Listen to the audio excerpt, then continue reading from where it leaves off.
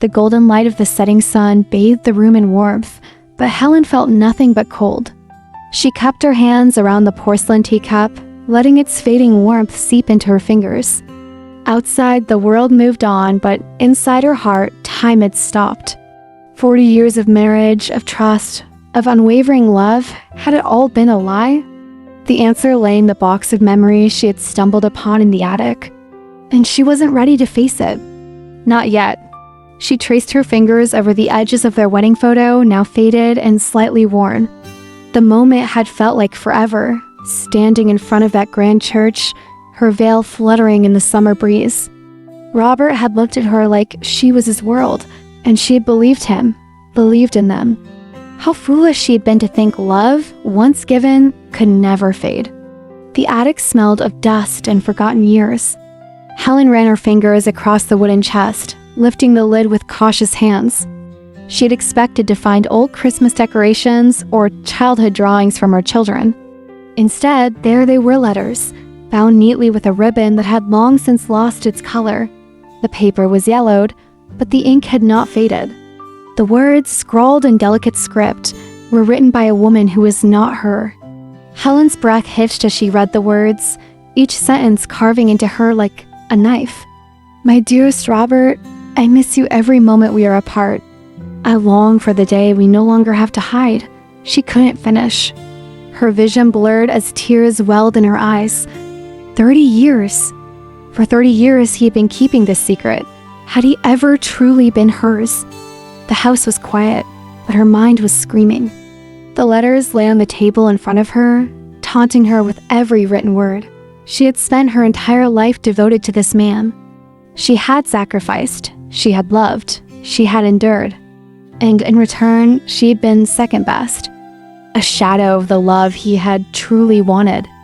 The evening air was crisp, the sky painted in deep blues and fading gold. She walked with purpose, her heart heavy but resolute. She couldn't let this secret define her. She needed to know the whole truth, and that meant facing the people who had known more about her husband's heart than she ever had. Mark stirred his coffee absent-mindedly, avoiding her gaze.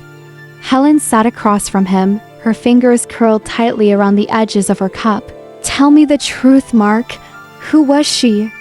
she asked, her voice steady but sharp. Mark sighed, his shoulders slumping. Her name was Evelyn, and Robert never stopped loving her. Helen felt the weight of those words press against her chest. The automatic doors of the nursing home slid open with a soft whoosh, but Helen didn't step inside immediately.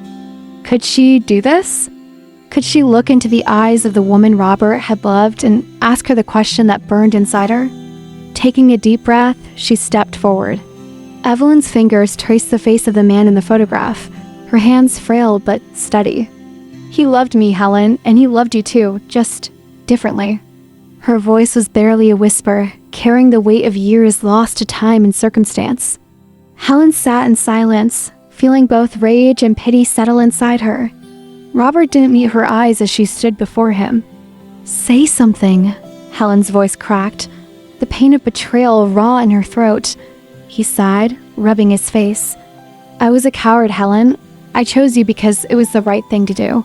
But my heart, it never truly let go of her." Silence stretched between them, and in that moment, she knew there was nothing left to say. She folded the last of her clothes neatly into the suitcase, pausing to look at herself in the mirror. She had spent decades defining herself by someone else's love, not anymore. It wasn't too late to choose herself. The waves kissed the shore gently as Helen walked, the salty breeze brushing against her skin. For the first time in a long time, she felt free. The past would always be a part of her, but it no longer controlled her. As the sun rose, she embraced the quiet, knowing that she had finally chosen herself.